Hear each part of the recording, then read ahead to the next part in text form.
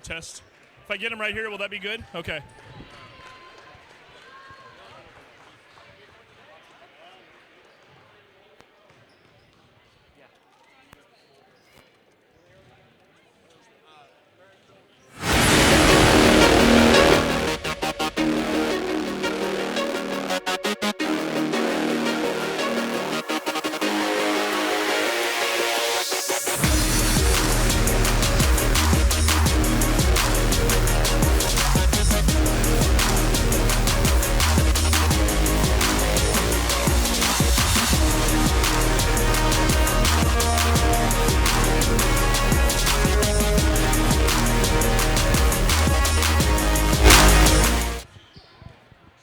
Are you ready? Okay.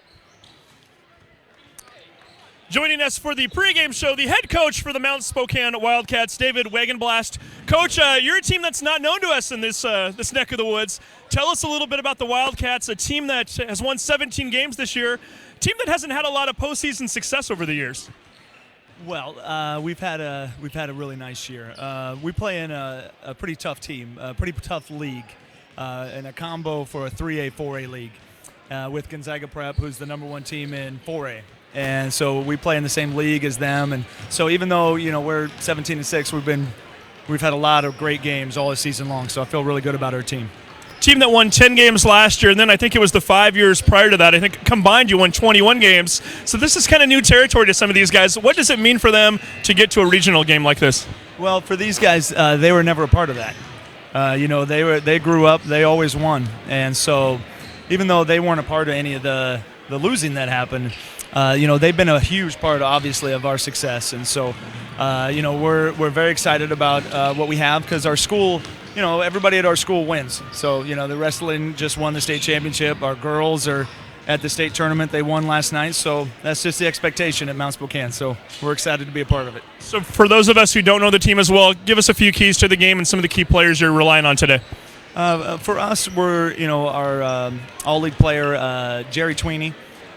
Jerry's been averaging about 17 a game, and also our point guard JT Smith and Tanner Brooks. All were recognized for all-league, and that's pretty great for a 3A, 4A league.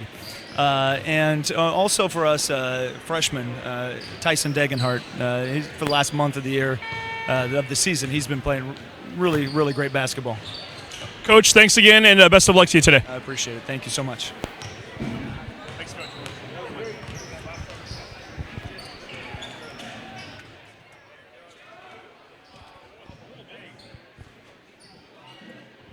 Test 1, 2.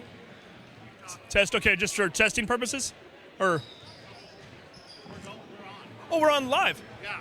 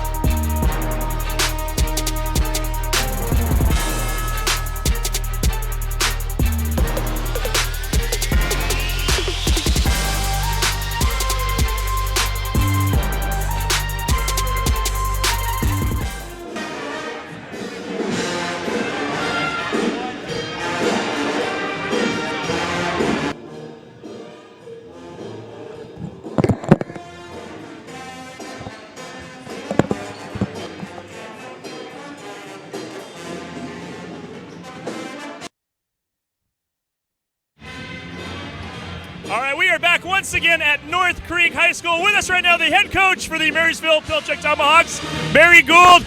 Big game today. The bands are here. It's loud, Coach. Just saw you talking to the head coach of Mount Spokane. What kind of conversation did the two of you have before a game?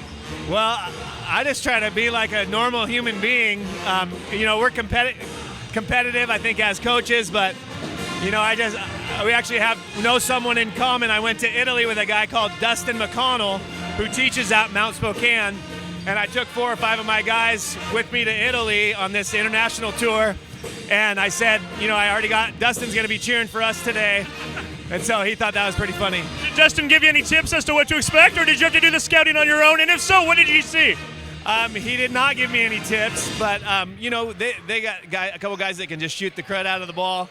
So we're going to get out on them. They work hard at this point in the year. You're top 16. Every team you play is going to be good. So they're a good team. And offensively, what do you guys need to do to get to the Dome? We have to execute our stuff. We saw that they run some man stuff and they don't switch a lot of screens. So hopefully if we set great screens and execute our stuff, get some ball reversals, then we'll make some easy buckets. And then if that doesn't happen, then hopefully Raekwon and Luke go crazy. And final question as a coach, nervous, excited, a little bit of both? What kind of emotions are you feeling right now? I feel excited. You know, it's fun to be able to coach my team, the guys that I've had making memories with all year long, and especially, you know, that my son's a senior is pretty special as well. So I don't know that me being nervous does anyone any good, so I'm more excited than nervous. Hopefully you're excited after the game. Coach Gould, best of luck today, and let's get down to the Tacoma Dome. What do you think? I'd love to. Thank you. All right, back to you. We're going to take a quick break. You're watching STSPN.com.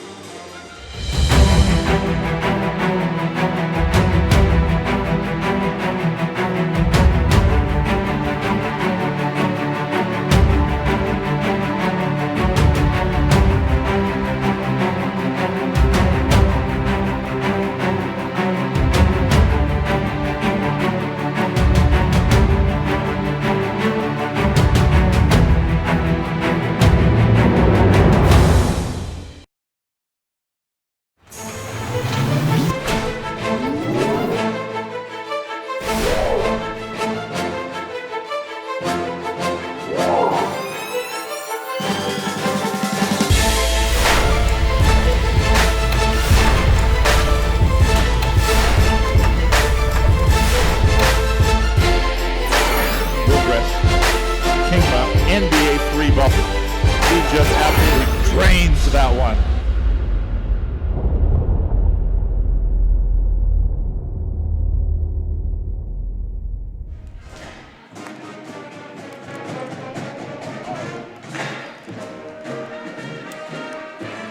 It is regional basketball time here at North Creek High School, located in Bothell, Washington. It is as big as it gets here. A state berth to the Tacoma Dome is on the line today as we are about to watch a playoff basketball game featuring the Marysville-Pilchuck Tomahawks coming into this game with a record of 19 wins and 4 losses. And they're going to take on a team from Meade, Washington, eastern side of the state, just a little bit north of Spokane. It is the Mount Spokane Wildcats with a record of 17-6. Good afternoon, everyone. My name is Steve Willits, and along with Joel Boyer and Todd Elvick, we are here ready to bring you playoff action. Joel Boyer, you are a coach. You've coached a girls basketball team as an assistant down at the state tournament in Tacoma for Snohomish. You know what this experience is like.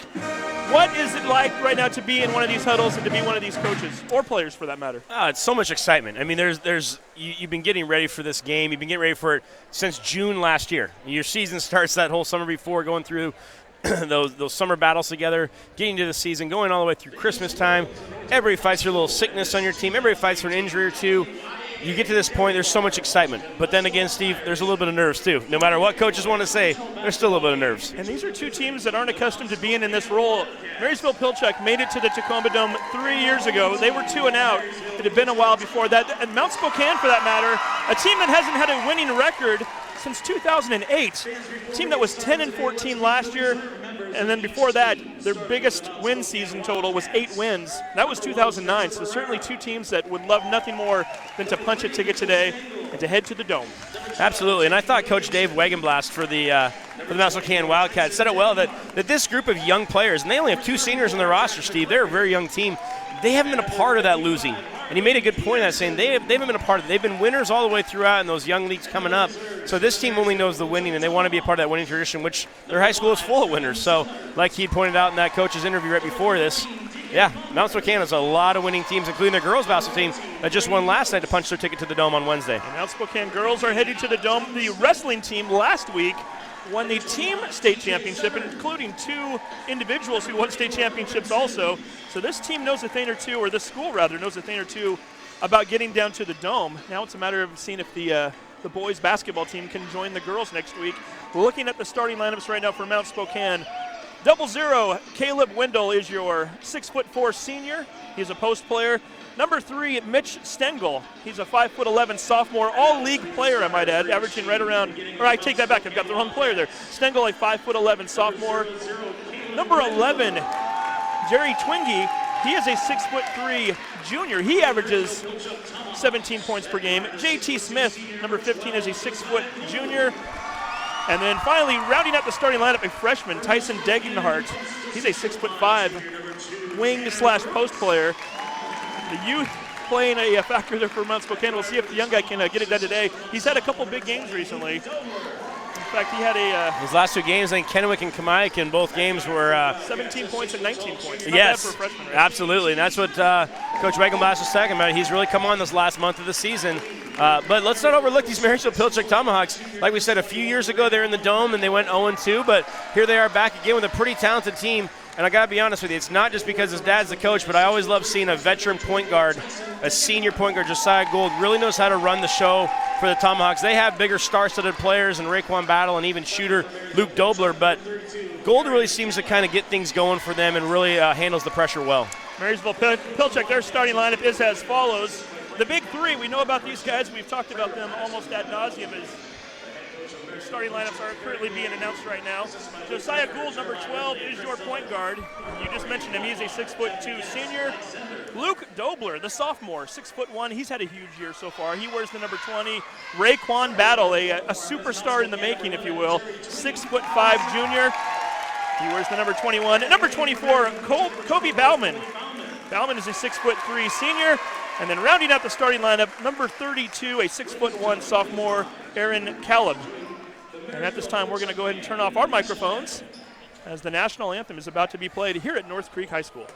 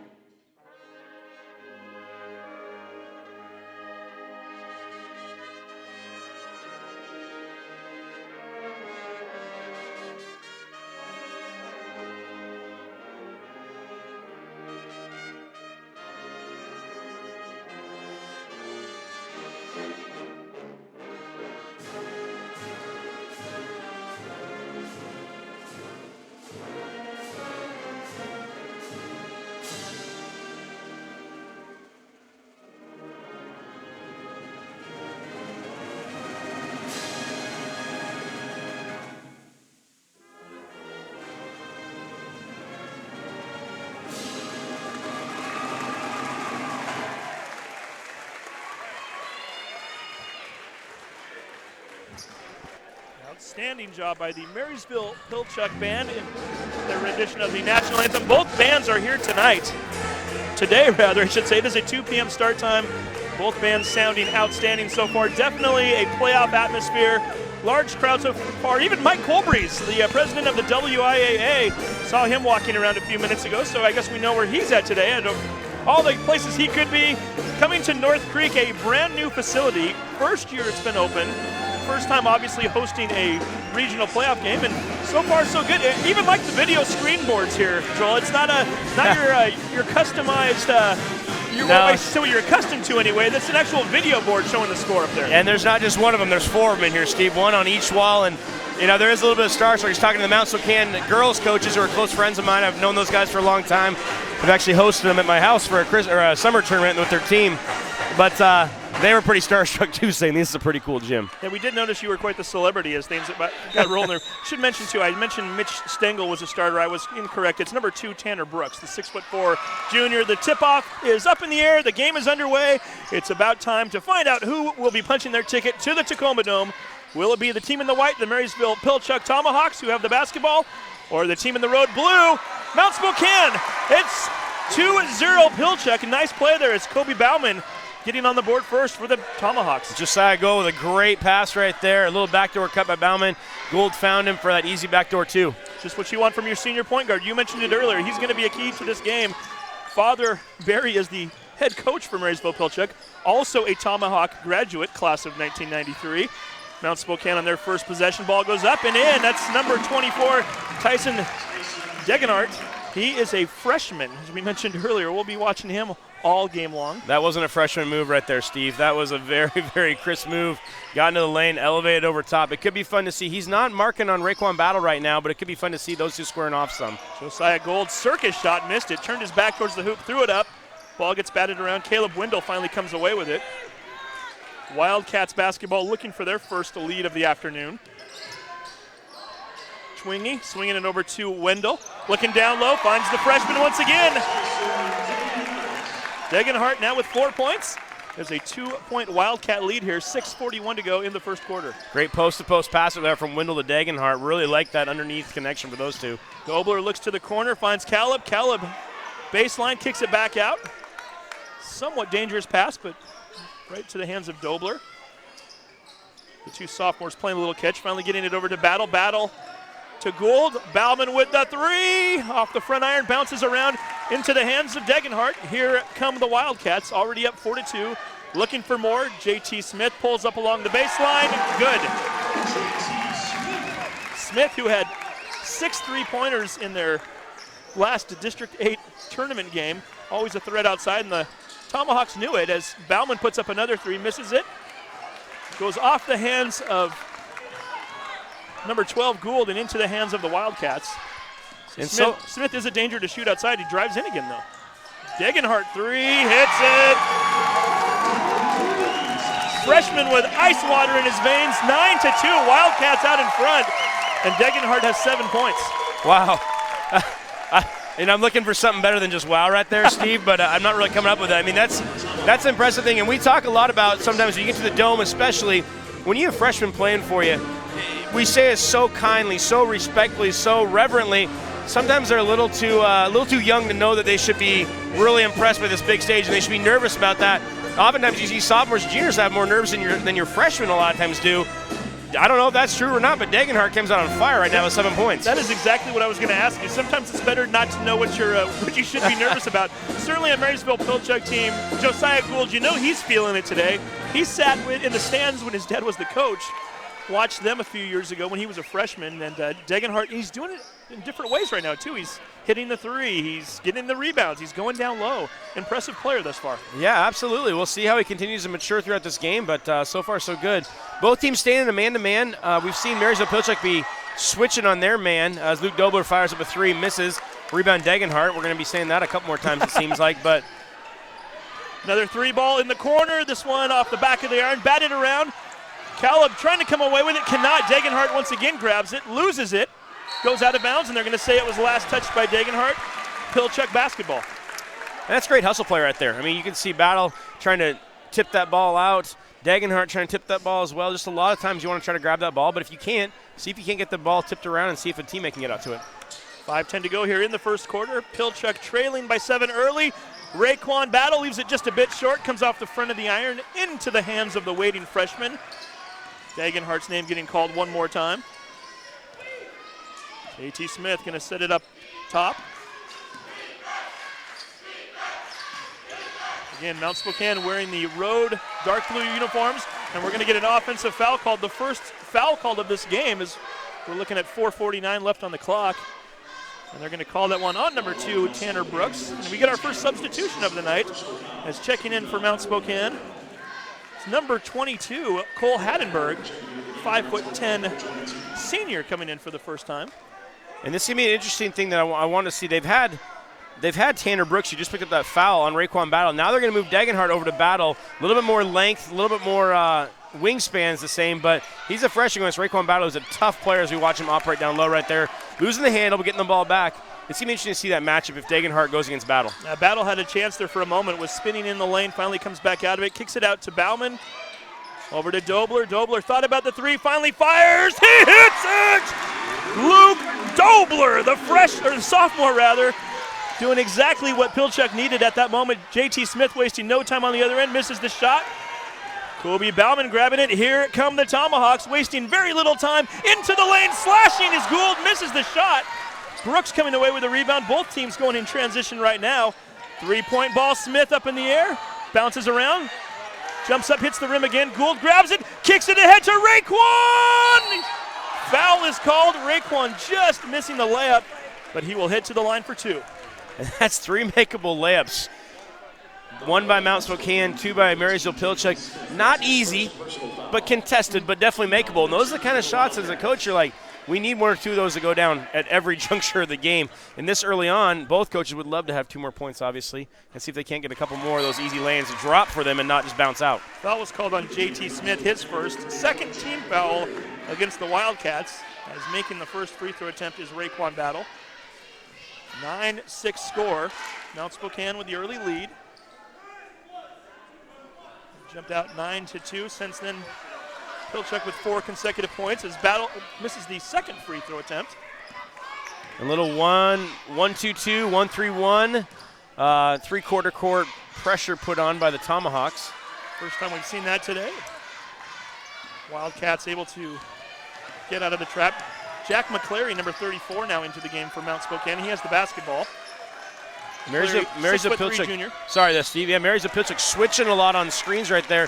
Had Gold marking Tanner Brooks inside. Definitely a size and height advantage for the Wildcats, but foul called out top. Hattenberg's on the line. So Luke Dobler getting called for the foul. The first personal foul against Dobler. First team foul against the Tommies. And Cole Hattenberg will indeed step to the line for 2.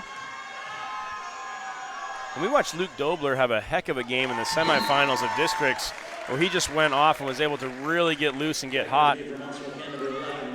They're really going to need his shooting to come up big time for them today. It's an afternoon game. It's hard to remember when you get in the gym. But look for Luke Dobler to see if he can't start to find some more room. He already had that early 3, but see if he can't get a rhythm going and really get into this offensive flow. Jaden Williamson, number 12, just checked back in for Mount Spokane. He is a 6'4" junior. Hattenberg hits the second shot. Dobler into the lane, gets a knock from behind as Hattenberg, with a hustle play there, quickly gets back down the floor, sneaks up behind Luke and knocks it out of bounds.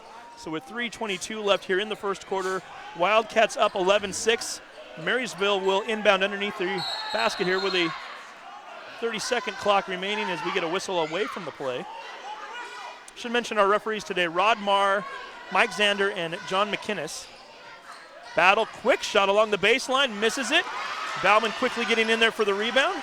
Gets it out to Gould and will reset the offense. Nice job by Pilchuck to be patient. Gould into the lane, behind the back. Puts it up over 2 defenders, misses it, and we get a late whistle. And that's going to be called apparently on Mount Spokane as Dagenhart throws up his hands as though to say, what did I do? Not sure what it was, but whatever it is, he picks up his first foul. Well, I think he had an arm bar with Raekwon Battle. Looks like they're doing some hand holding down low, and he was able to hold him from being able to get off the ground for trying to jump and rebound on that. Just got nailed by John McInnes underneath. Caleb kicks it back out to Dobler. Still trying to get used to these video scoreboards. I keep looking up for the personal fouls and other things, and a lot of numbers up there we're not used to seeing at a high school gym. Not in the right place where I'm used to looking for it. Bauman's shot is missed. We get a whistle once again. It's going to be called on number 34, McClary. It's going to be the 4th team foul against the Wildcats. Doing a nice job, if you will, of spreading out those fouls. 4 fouls from 4 different players thus far for Mount Spokane.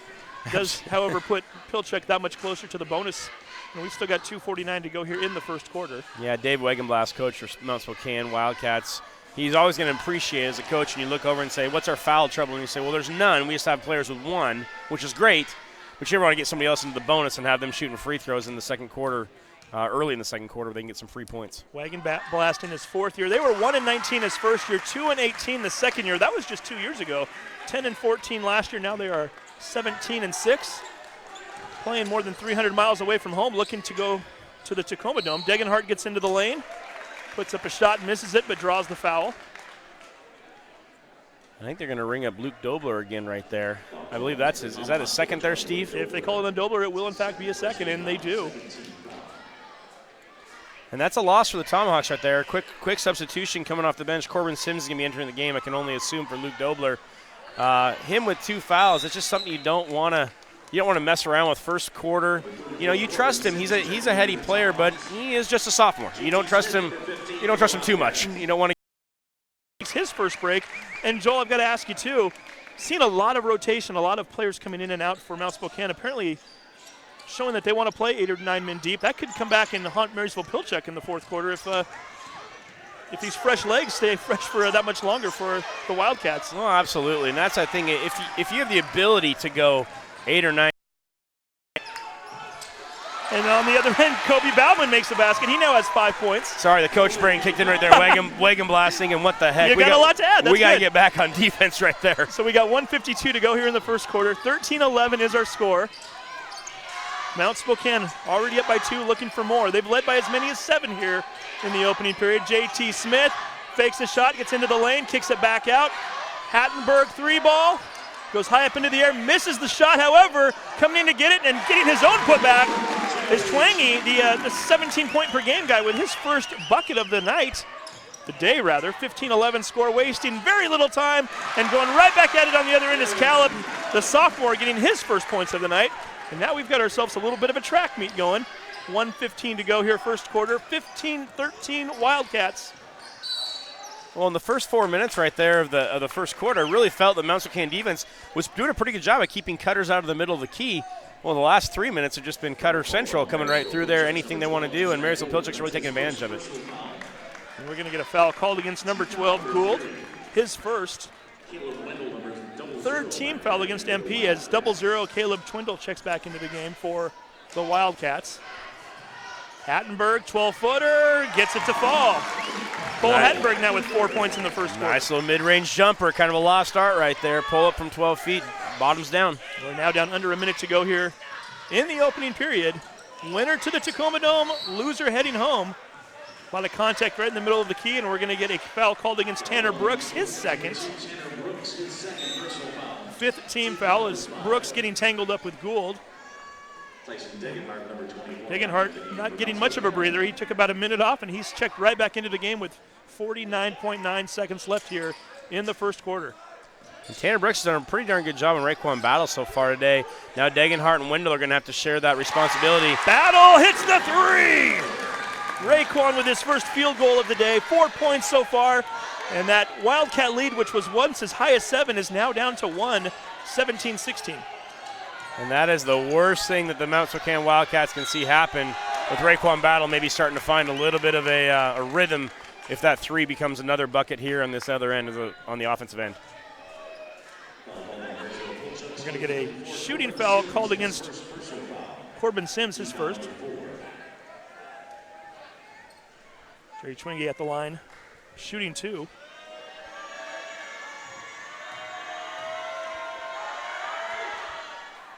Misses the first shot, leaves it a bit short. Mount Spokane 2 for 5 from the free throw line here in the first quarter. Marysville-Pilchuck not much better percentage-wise. They're 2 for 4. Yeah, you can say those nerves are showing up just a little bit early on. Not much, just a little bit. 18-16, the shot clock is now turned off. Pilchuck, who led 2-0, has not led since, looking to possibly tie or take the lead right here. Little 2-1-2 or a 2-2-1 right there, pressure by Mount Spokane. Just trying to make Marysville have to think a little bit that backcourt before they bring it across the timeline. Number 34, Sims. Sims looking to drive right side, puts it up in the air. Misses the shot, but draws the foul. Clock finally stopping with 3.3 left. And Corbin Sims will step to the free throw line for the first time this afternoon. Winner of this game to play Wednesday morning against O'Day in the Tacoma Dome. I think the referee over here talking to the scoreboard operator. The clock continued to run after the foul. I have a feeling we're going to add perhaps 2 or 3 seconds more on there. Yeah, I was trying to listen in right there. Hard to tell right there, Steve, but I think you're absolutely right. They're going to add some more time to that clock. I thought we were playing a running clock game there for a minute. I heard the whistle and looked up, and the clock continued to run down towards the triple zeros. They do finally put another 1.7 seconds up on the board, showing 5 seconds even now. Sims hits the first free throw and now has a chance to potentially tie this game up if he can get this shot to fall. Marysville-Pilchuck traveling 24 miles to get to this game. Mount Spokane 306 miles. He misses the shot. It bounces around. Smith comes away with it. 1 second to go. Puts up a half quarter. Good if it goes. That was the longest 5 seconds ever, but doesn't matter either way. Nobody's scoring there, and what a wild first quarter. Neither one of these teams wants their season to end today, and they are certainly playing like it right now. At the end of one quarter, Mount Spokane Wildcats 18, the Marysville-Pilchuck Tomahawks 17. You're watching STSPN.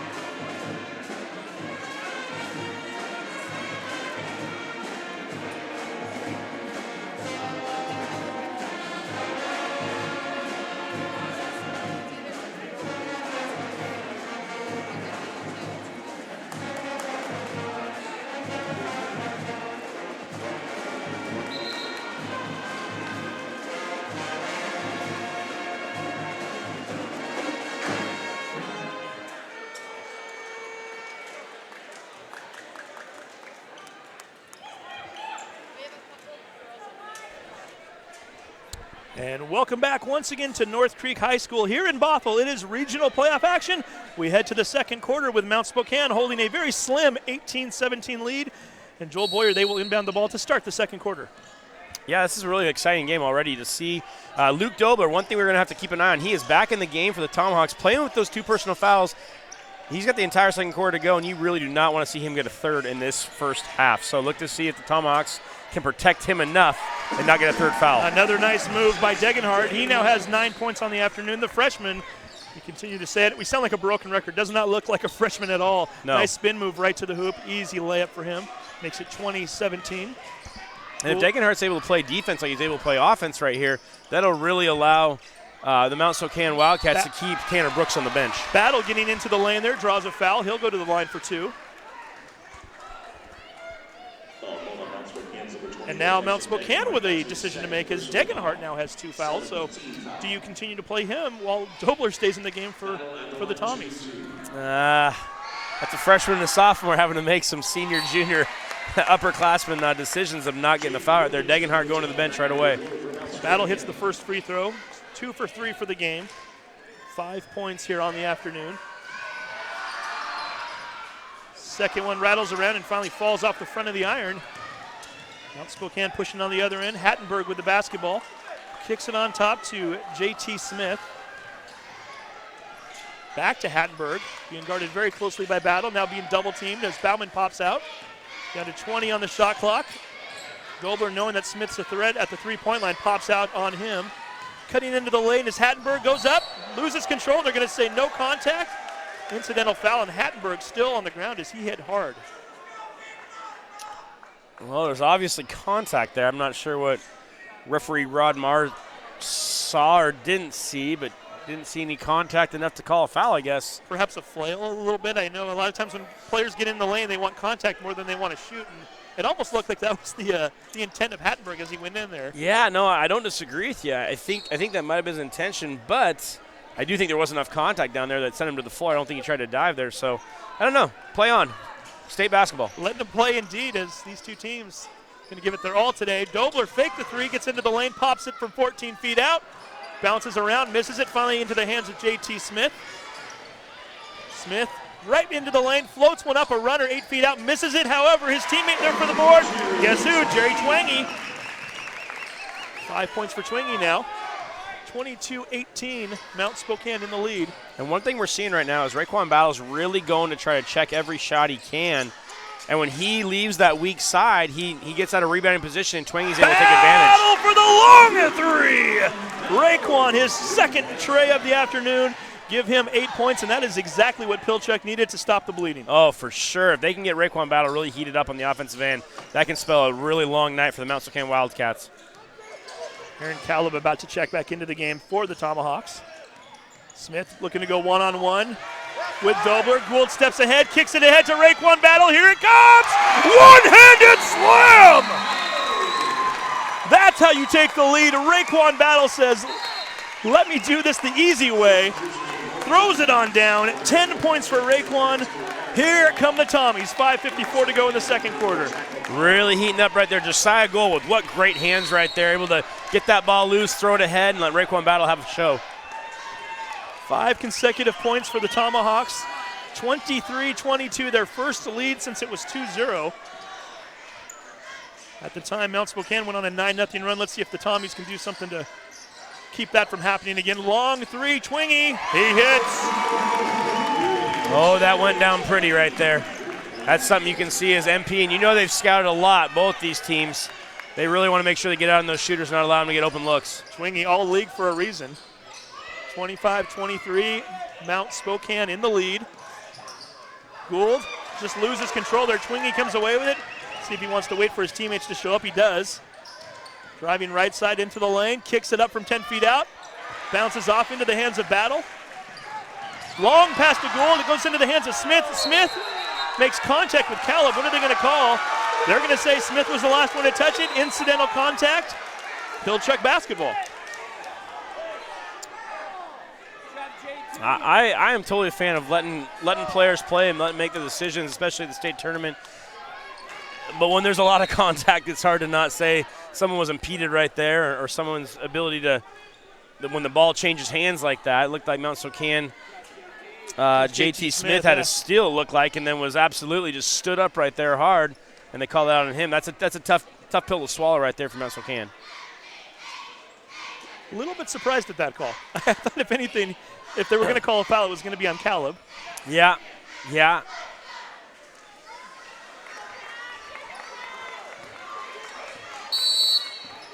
Player control foul. There's 7 fouls now against Mount Spokane as we move into the middle stages of the second quarter. So Marysville-Pilchuck will be at the line shooting bonus from here on out in the quarter. And we get another tough play there between the same two players. No, this time it's Corbin Sims and J.T. Smith. And now the fans are livid as Smith just gets called with yet another foul. And you know what? 4:44 here remaining in the second quarter. Mount Spokane driving into the lane. Beautiful behind the back pass. Should say behind the head pass. J.T. Smith, the point guard, finding Jaden Williamson on the left side, and Williamson draws the contact. As he gets fouled by Caleb, his first, and Williamson will hit to the line for 2. Nice little move there from the point guard. Absolutely. And that's one thing that Wagenblast told us in that pregame interview you had there, is that he had a couple players with Smith, his point guard, but also Twangy, that are both all conference selections. And when you're looking at that league over there with 4A and 3A league, when you, like you said, you have Gonzaga Prep, who's undefeated, #1 team in the RPI in the state for 4A, you got a lot of great talent in the Spokane area. Referees blow the whistle here as they're over at the scores table checking on something. I'm not sure what exactly we're discussing here, but nonetheless, it will delay the game here momentarily.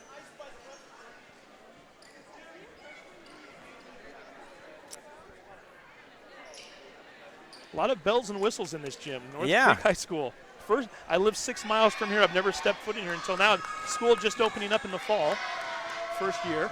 Yeah, it was my first time in this gym as well. I was pretty excited that the game is here just so we could see it as personal fans. Jaden Williamson hits the second free throw. Mount Spokane back out on top, 27-23. I mentioned it before. Last time Marysville-Pilchuck took a lead, Mount Spokane went on a run. They're doing it again right now. They're on a 5-0 run right now. Battle looks to end that. Long three, misses it, hits off the back iron. J.T. Smith grabs the rebound, and here come the Wildcats one more time, already up by 4 and looking for more. McCleary over to Smith.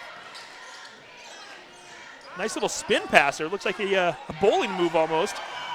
Gould playing it from behind, almost knocks it away as Twangy gets into the corner, finally kicks it back out. Down to 12 on the shot clock. This is the longest possession I think we've seen all game thus far. 7 seconds to go. Smith from 16 feet. He hits it. And you see right there, Marysville-Pilchuck switching on defense, switching on their man-to-man defense, and Mount Spokane really trying to take advantage of finding the right matchup they want inside. Marysville-Pilchuck now looking for the play they want. Dribbling down, battle, triple team, puts it up, bounces around a couple times, misses it, grabs his own rebound, spins away, gets it to Dobler. Wisely picks up the dribble, kicks it over to Sims. Sims running through the lane. Everybody touching this one. Caleb looking for Gould, almost threw it away. Josiah able to go and retrieve it. We're down to 20 on the shot clock. Gets blocked, but draws the foul, and Josiah Gould will head to the free throw line for the first time today. Gosh, I really like senior Wendell right there, Caleb Wendell. I liked his defense in that, Steve. I really liked how he came over on the help side but kept his feet, didn't jump, didn't extend his arms, stayed up and down. I don't hands straight up just like you coach it, right? I hate the hands straight up, but it's absolutely true. I hate when people go put their hands straight. He's become really unathletic, but he did a good job of not extending himself right there. Just how you do coach that, how you tell him, especially when you have 2 fouls, don't initiate contact. Gosh, I thought Gould initiated the contact, and he got called for the foul, which is his 3rd. 9th foul against Mount Spokane here in the first half. You are right, they do in fact have 3 fouls on Wendell up there. Number of Mount Spokane players now, 3 playing with 2 fouls or more. Twangy getting into the lane, count the basket. Kerry Twangy, 7 points here in the quarter, 10 on the afternoon. Mount Spokane looking to match their largest lead of the night. They can do so right here if they make it. And that is going on Luke Dobler, the sophomore sharpshooting guard for Marysville-Pilchuck. He just picked up his 3rd right now. So we just had 3 on Mount Spokane's Caleb Wendell. Now you got 3 on Marysville-Pilchuck's Luke Dobler. The 2 guys that you did not want a foul called on. Both of them having to go sit down and have 3 fouls, and Dobler is obviously frustrated with that call. 2:58 to go here in the first half. And Marysville-Pilchuck taking a 23-22 lead on a 3-pointer by Raekwon Battle. Since that time, Mount Spokane on a 10-2 run. Battle looking to end it right here. Count the basket, and he'll go to the line. Man, that's only the 2nd time we've seen Mount Spokane go to that full court or 3-quarter court pressure right there. I don't think we're going to see that again for a bit, as it was pass. Raekwon Battle with a near dunk right there. He's going to be looking for a 3-point play the old-fashioned way. He now has 11 on the afternoon, 8 of which have come here in the quarter. Free throw rolls around and finally drops in through the cylinder, making it a 28-32 game. Mount Spokane in the lead. 2:45 showing on the clock here in the first half.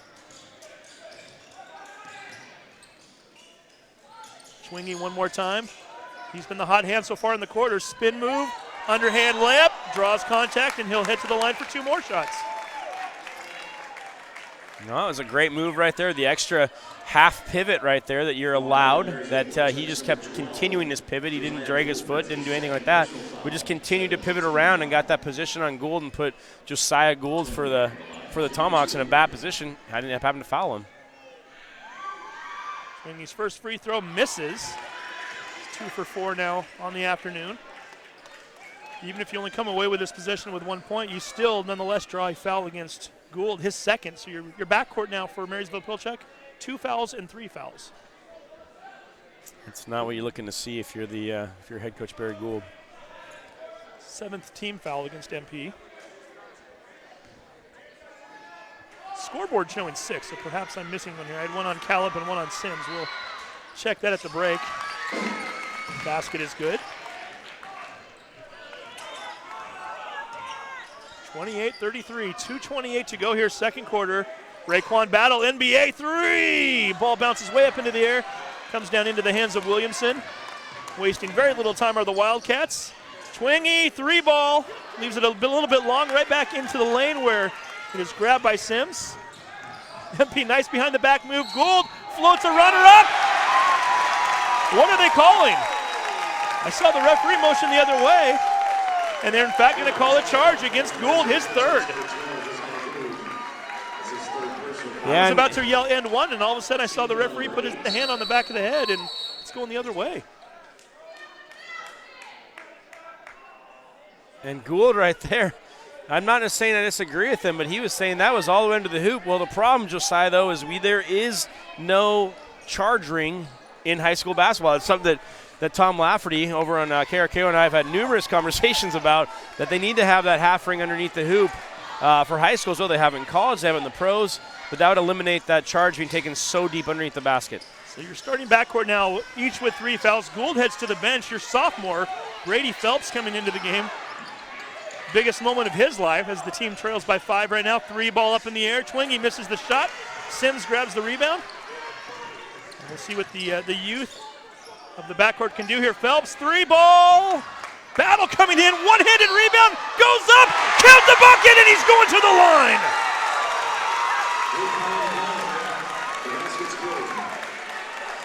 Big players make big plays in big games. Raekwon Battle trying to will his team into this game and back to the Tacoma Dome, and right there is a play that they desperately needed right now.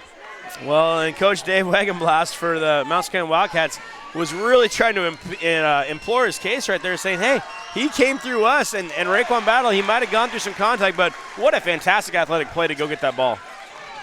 10 points unofficially for Raekwon here in the second quarter, 14 for the game. We now have a 2-point game here right now. Mount Spokane Smith, and we're going to get an offensive foul called against the Wildcats. Boy, Steve, I don't know. We talk about letting them play in the state tournament, how a lot of times I kind of go on the other side of call the fouls that make a difference in the game. I don't know we're going to have starters left in this game if we go at this rate. JT Smith picking up 2 whistles on consecutive plays. That gives him 3 fouls now. And we could have a tie or even a lead here in just a moment as Pilchuck into the lane. Sims just happened to lose it off of his leg. Had the look he wanted. Looked as though he was a little indecisive as to what he was going to do, and ball goes out of bounds, and it will be turned over to Mount Spokane with 1:07 left. And even more than the possession on this offensive possession for Mount Spokane, they were able to get that stoppage of time and get JT Smith those 3 fouls out of the game. They had a sub for him at the bench, but they weren't able to get that clock stopped until that ball went out of bounds right there. So that could be a huge thing right there for the Wildcats. Jack McClary up on top as he's checked back into the game. Hattenberg, reverse layup, left it a bit short. Ball bounces around. Coming down with it is Battle. He gets tripped. And we're going to get yet another whistle. Mount Spokane already into the double bonus, so Marysville-Pilchuck will shoot 2 free throws here as Hattenberg picks up the foul.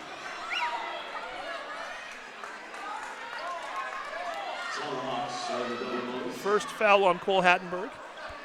And if Battle can hit both of these shots, we'll have an all-new basketball game here as he has the chance to tie it here with 49.6 seconds left in the half. I need to resharpen my pencil here just for the foul count. Raekwon Battle hits the first free throw. 11 fouls on Mount Spokane here in the half. Marysville-Pilchuck's been called for 7. Yeah, they've only got 17 fouls, but unfortunately 6 of them are on 2 players. They're starting backcourt in Dobler and Gould. Well, there is that, isn't there? 33-33. Pilchuck on a 5-0 run since Gould went to the bench. Just hoping to stay in the game until they can get their point guard back in the second half. We're down to 40 seconds to go before we go to the intermission. Push off, and they're getting an offensive foul called against McClary. That one might have been a little more of an obvious one there as McClary stuck that arm out and Battle went to the ground. No, absolutely. And that is a foul, and that was a clearing some space right there. But that kind of goes back to them not having their point guard Smith in the game, because now you got someone handling the ball who's not as comfortable handling that ball, obviously. So, he's trying to kind of give himself a little space since he's not as confident with that as a point guard. Scoreboard showing McCleary with 4 fouls. Ball is turned over. No, it's not. Caleb able to come away with it, and we get a timeout by Barry Gould. 31 seconds to go in the half. He calls a quick 30-second timeout, knowing that his player was on the ground. We'll keep it right here. 33-33. Oh my goodness, we're having a good time now, aren't we? Oh boy, and here we go. Gould and Dobler coming back in for this final possession. Obviously, Marysville's going to say with 31 seconds on the clock, the shot clock's turned off. Actually, no, excuse me, there's a 1.3 second differential in the shot clock between that and the game clock. But Gould and Dobler both come back for this offensive possession. Really important that they don't pick up an offensive foul, which we've seen a couple called lately, but also see if that they do get up a quick shot earlier than they want to, that Mount Spokane can't go play offense against 2 players with 3 fouls. Both players like to slash into the lane, in particular Gould, the point guard. I'm sure that Coach Barry Gould is telling his young son right now, I don't want you doing any of that. If you're getting any looks right now, you shoot outside or don't shoot at all, right? Absolutely. And then we talk about you love having that, you want the point guard to be an extension of the coach on the court. Well, it makes it kind of easy when you share the last name and you share the same dinner table and probably saying prayers before bedtime too. So it's we'll see what Gould has drawn up right here, both father and son. Starting 5 back in the game right now. Dobler popping out on top. 21 seconds left. Caleb back over to Gould. Marysville-Pilchuck very content taking their time. As you mentioned, 1.3 second differential. Tie game. Oh, there's almost an elbow right there. That was close. Raekwon Battle, we're going to get a travel. 7.6 seconds left. Ball turns back over to Mount Spokane. Did Coach Wagenblast have an argument there? Absolutely. I'm actually a little disappointed right there that wasn't called, only because we've seen 3 off-arm extensions that have been called in the last 3 minutes. I don't want to see a point guard. I don't want to see any player get 4 fouls in that first half, but that's the risky run by bringing him off the bench. 4 seconds to go. Wingy. Right side puts it up, Battle blocks it out, and that will be triple zeros. That's how we end the half. Only fitting, right? This game is something else. We have 33-33 shown on the board. The Wildcats and the Tomahawks. One of these teams is heading to Tacoma. We're going to take a quick break, and then we'll come back and play the next 16 minutes.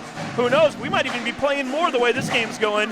You don't want to go anywhere. Regional basketball action right here on STSPN.com.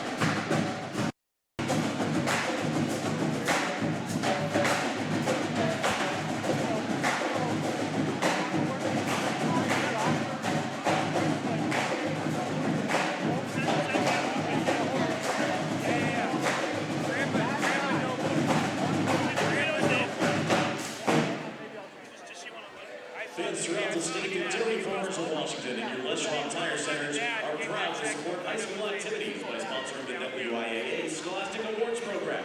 Whether in or out of the classroom, they join the WIAA in helping provide tools to enrich our youth and help make it possible for their dreams to come true.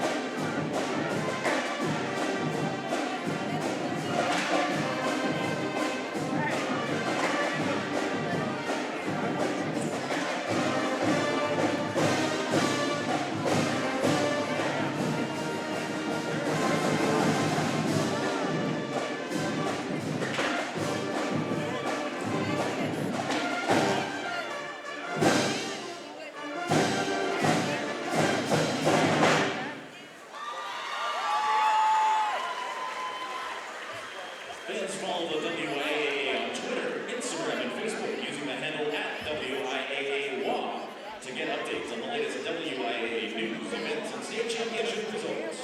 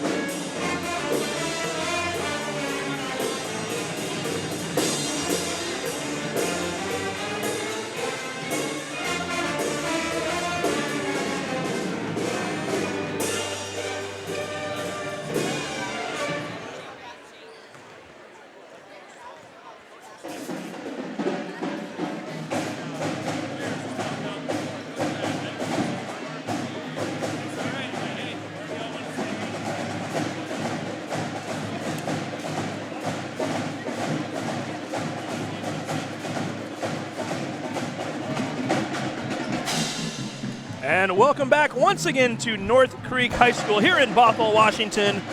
Regional playoff action. Winner to the Tacoma Dome, loser heads home. And what a long bus ride that would be for the team from 300 miles away.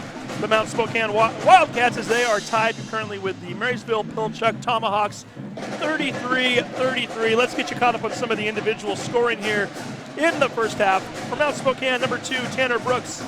He has 2 points. Number 12, Jaden Williamson, 2 points. Number 15, JT Smith, 4 points. Number 22, Cole Hattenberg, 4 points. And then you got the 2 big scores here. First quarter, it was Tyson Degenhart. He had 9 points total for the half, 7 of which came in the first quarter. And then Jerry Twingy kind of took it over in the second half, if you will, or second quarter for the Wildcats. He had 3 points in the first quarter. Followed that up with 9 more in the second quarter. He has 12 points so far on the afternoon. And the 2 of them playing very well thus far, Joel, as we start to look at their point totals. Tell me a little bit about number 11 and 24 and what you've seen from them. Well, number 11, Jerry Twingy, like they talked about, he is an all-conference player. And, hey, when you're playing in that 3A, 4A league in Spokane, we've played a lot of teams from there. The Snohomish girls have. I've witnessed a lot of high school basketball at the state tournament over the years. That is a tough league. That might be the toughest league in the entire state that we just really know very little about over here in the west side because we don't see him very often. But when you have all-conference players like Twingy coming over here, obviously, he's really as billed.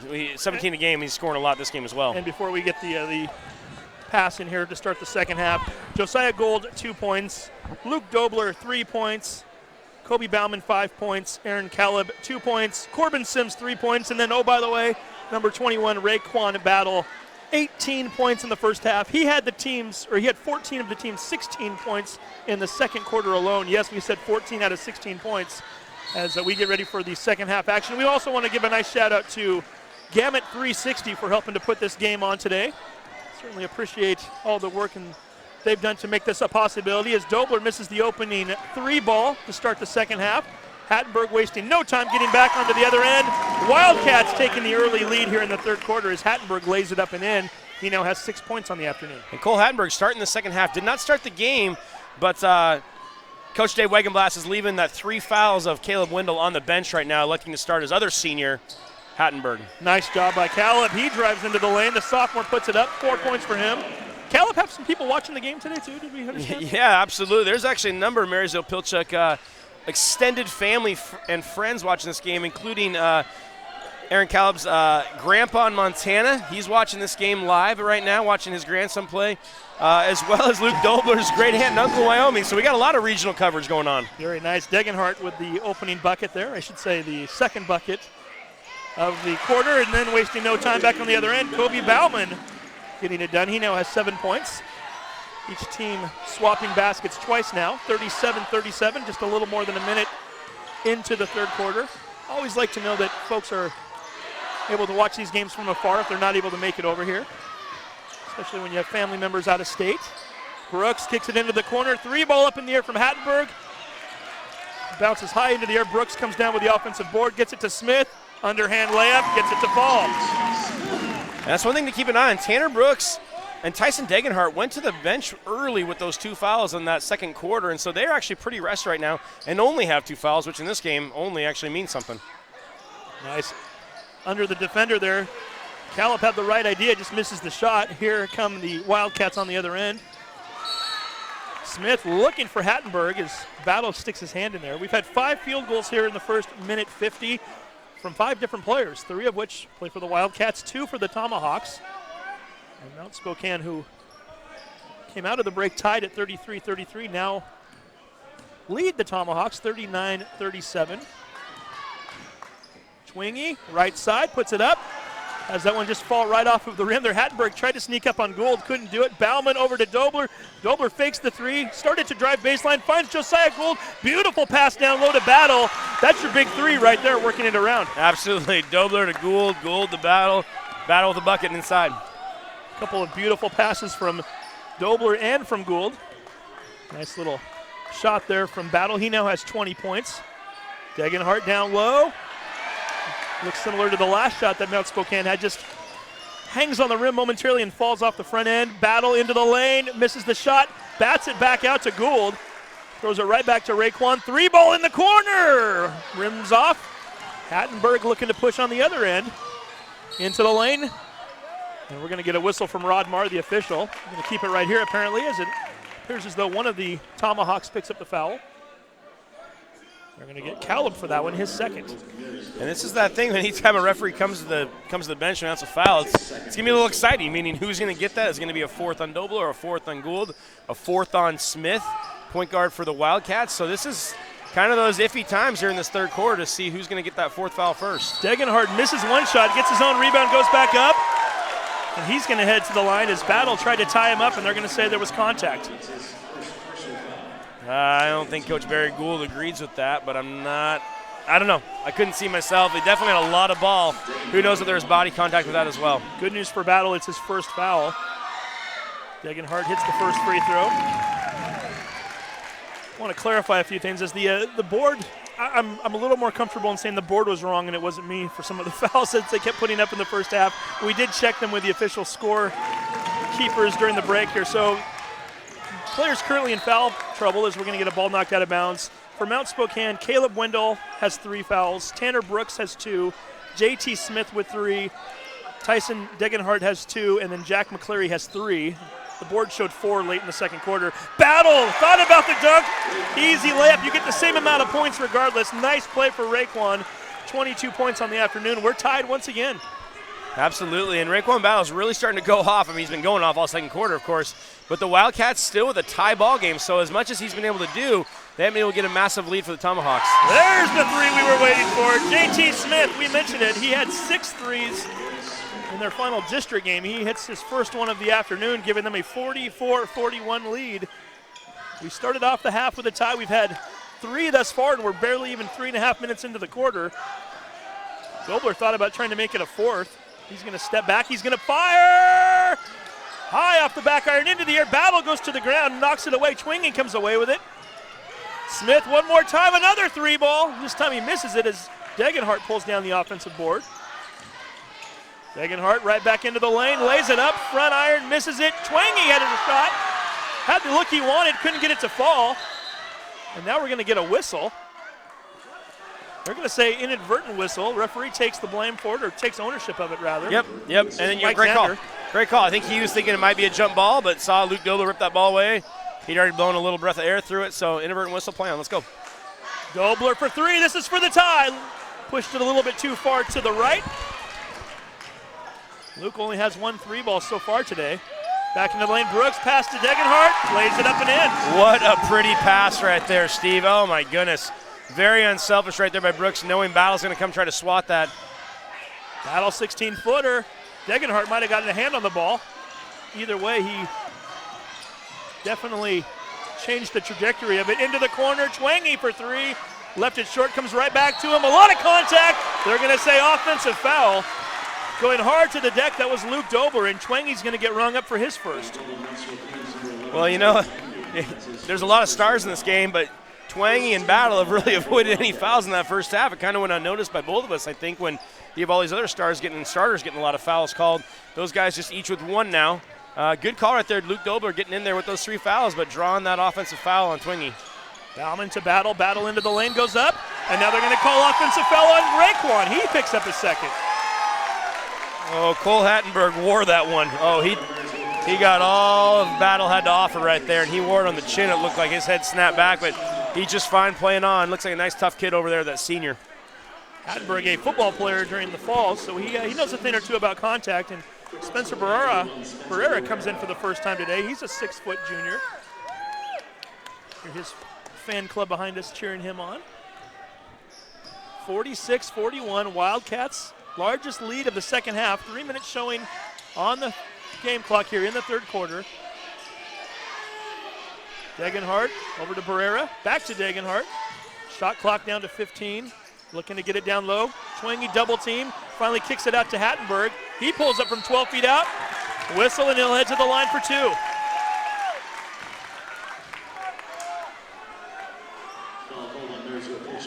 You know, when we're talking about all these fouls happening, Steve, I got to be honest, and I think we were both seeing them. While there's a lot of fouls being called, I'm not sure I disagree with more than a couple of them.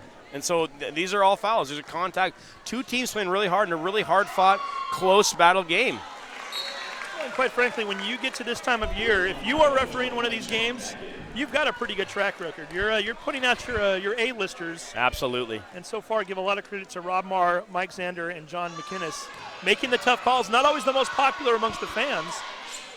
But if you're objective about it, for the most part, they get it right more often than not. Absolutely. Hattenberg misses 2 of those free throw attempts.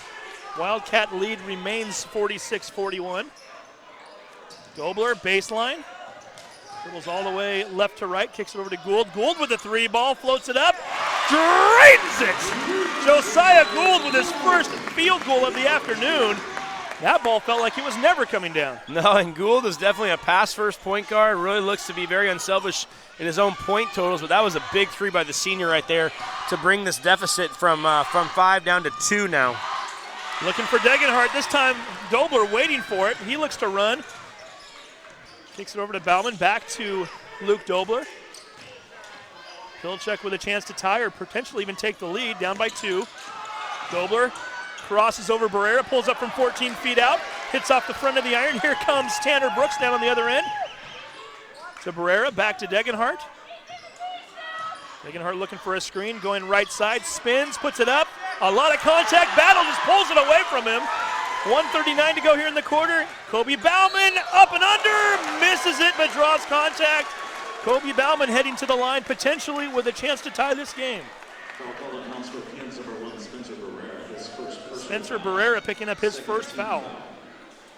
And it's going to be players like Spencer Barrera who we didn't see much of. We saw about the last 30 seconds of the second quarter of him coming to play defense for the Wildcats. We're going to see a lot of players maybe that haven't gotten a lot of minutes in possibly in district games, but they're going to be playing in this regional game just due to foul troubles here. We got a quarter and 1:36 left in this game.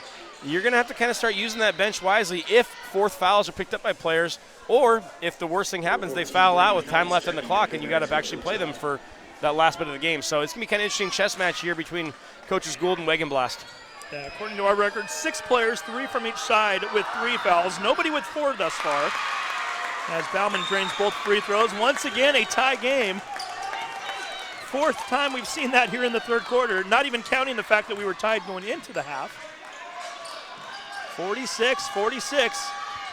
Well-played game from both teams. A lot of contact down low. Degenhardt knocks Phelps to the ground. Phelps gets right back up. Smith, 3 ball up in the air. Count it! JT Smith, 8 points here in the quarter, 12 on the afternoon, and once again the Wildcats jumping out to a lead, 49-46.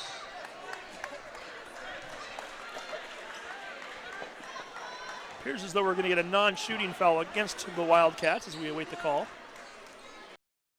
Why not, right? 47 seconds to go here in the quarter. This is a prize fight right here. This is two teams that don't want their seasons to end on this court. And they're going to do everything in their power to prevent that from happening. Smith from 12 feet out, bounces around. Wendell goes up, grabs the offensive board. Shot clock now turned off. 25 seconds to go here. Great job of the Mount Spokane players to recognize and hear their coach yelling, 1 shot only. Pull that ball back out, wait till about 12, maybe 10 to go, and then get that one last shot of the quarter. Smith with 2 threes already in the quarter. He has the ball right now. Not a bad guy to have the ball in the hands of. Double team. The Tomahawks know it too. Degenhardt goes in. And we get another whistle as Degenhardt will go to the line for 2. And this one's going to be called against Sims, his second foul. 5.3 seconds showing on the clock. And right here, you're going to get Smith out of the game for this last possession if you're Mount Spokane. Don't want him getting any foul here the last 5.3 seconds. Degenhardt gives his team the lead once again, and I was an hour and 5 minutes late. I called Mitch Stengel out as being a starter tonight. In fact, he's going to get his first action of the game. The 5'11" sophomore now gets a shout out, number 3, as he checks into the game for the final 5.3 seconds here of the third quarter. Degenhardt with a chance to put them up by 2 and does. 17 points for him. 3 seconds showing on the clock. Gould, Bauman, 3 ball up! Left it short, and we've come to the end of the third quarter. You don't want to go anywhere. 8 more minutes to potentially decide which of these teams is heading to the Tacoma Dome. 8 minutes, I say that cautiously because it might be more the way this game's going. Mount Spokane 51, Marysville-Pilchuck 49. You're watching STSPN.com.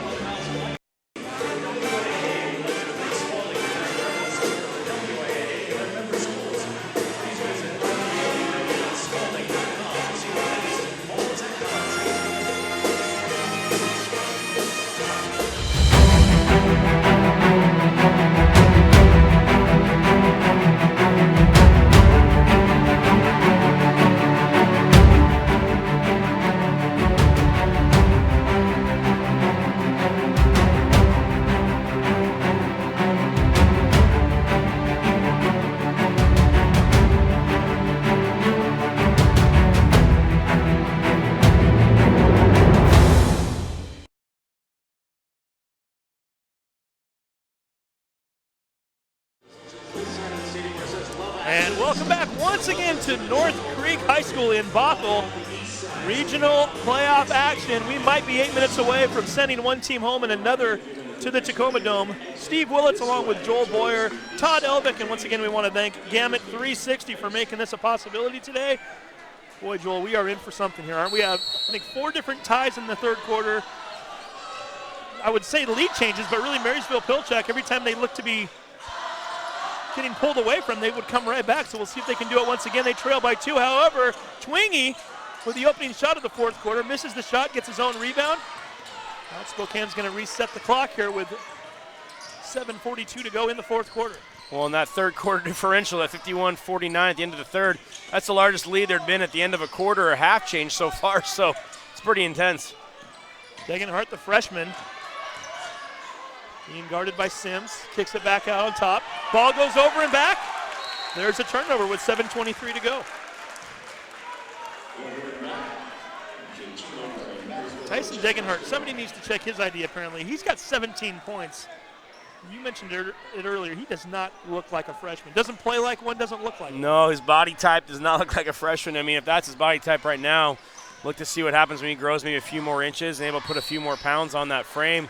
I mean, I hate the moniker D1, Steve, honestly. I love seeing players go on to a level they can play at past high school, but he's a kid that with a body style and type like that and his soft touch, and if he continues to develop, who knows, the sky could be the limit for that kid. I'm sure Wagenblast is just thinking, the coach, the Greater Spokane League Coach of the Year, is just thinking, let him be a sophomore before we start talking D1, right? He's enjoying having him right now, though, and he's been a big factor here in this game thus far. 7:05 to go. Luke Dobler! Pilchuck back in the lead as Luke drains the 3. Ice water in those veins right there. What a great shot by him.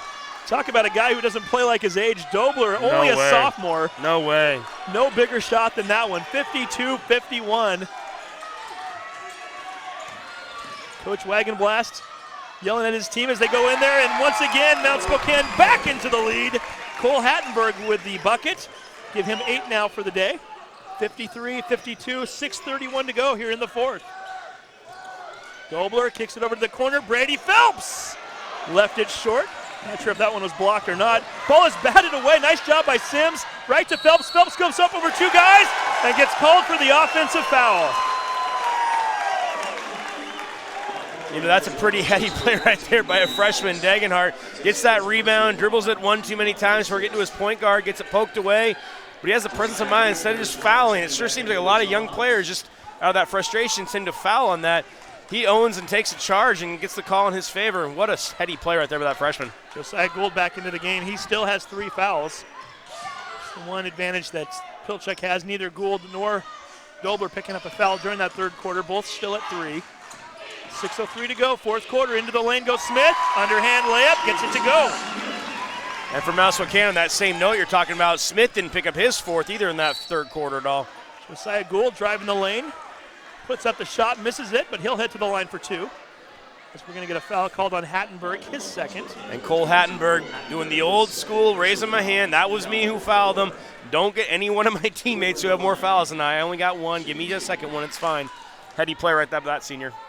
Scoreboard showing 3 for him. We've got 2. The announcer also said 2, so we'll see if that is in fact the case as Josiah misses the first free throw attempt. You were talking about a lot of underclassmen for both these teams. Pilchuck with only 4 seniors on this roster. Mount Spokane with only 2 seniors in their roster. These teams are loaded up for not just this year, but possible runs next year, too. Oh, absolutely. I've got to think right now on paper, Marysville-Pilchuck might be the favorite to win Wesco 3A again next year. They sure could be with the returners they're going to have. Especially with this guy right here, Dobler to Gould, layup. Josiah Gould couldn't get to the easy way at the free throw line. Is able to get out in transition. Dobler with the steal, passes it ahead to Gould. He now has 7 points on the afternoon, and once again, we've got a 1-point game here, 55-54. Mount Spokane in the lead, looking for more. Brooks puts a shot up high off the glass, bounces around. Brooks knocks it out of the hands of Dobler and out of bounds. Marysville-Pilchuck basketball down by 1, 5:15 to go in the fourth. Man, every time it feels like Wildcats of Mount Spokane are pulling away.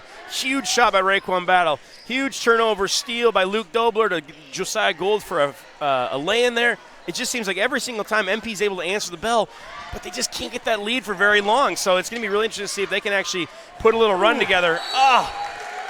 Gould bounce pass over to Dobler. Dobler thought he had a little contact from behind, pleads with the referee, but to no avail. Ball goes out of bounds. And the thing with Mount Spokane we're noticing too here, if that rim was just a little bit thinner, I feel like they'd be up by about 8 points as they keep having balls just roll off. Yeah, absolutely. And dropping right off the front of the iron. Well, you know, it's Rodmar with the whistle away from the basketball. They're going to get Sims, and I believe that's going to be the 7th team foul, is it not? And if that is the case, it looks like Degenhardt's going to shoot 1 and 1. Absolutely, and that's something to really keep an eye on here. The Wildcats only with 4 fouls. Right now, MP's got 7, so it's going to be shooting free throws every foul the rest of the way for the Mount Spokane Wildcats. Sims, Caleb, Dobler, and Gould all with 3 fouls right now. Degenhardt, front end of the one-on-one, hits it.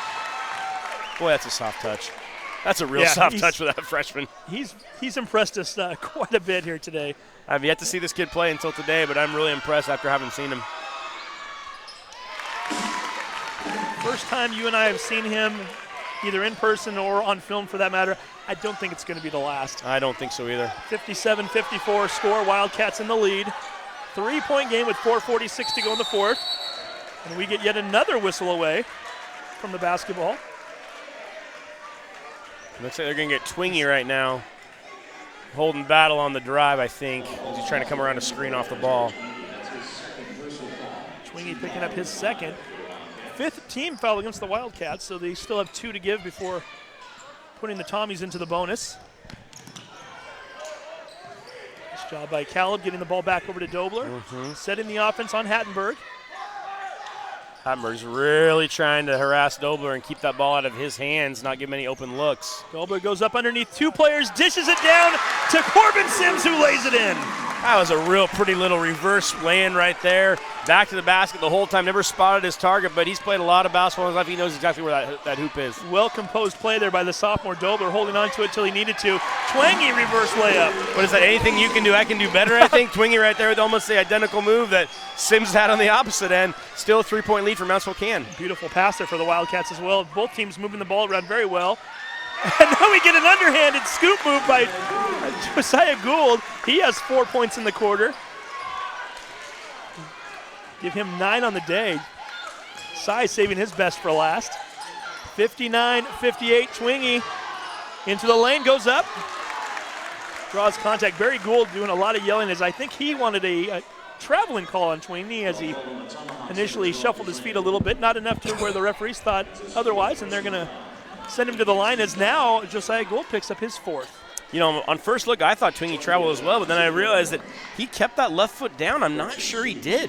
It really looked like that left foot stayed down, and either way, play on. Referees didn't call it. Hey, coach is always going to want to travel, right? No matter which bench you're on. Well, hey, and as a coach right now, sitting up here doing this, I can kind of have that open opinion. Well, we've got a full timeout. We'll take a quick break with 3:45 to go. 2-point game as one of these teams is heading down to Tacoma on Wednesday. You're watching STSPN.com.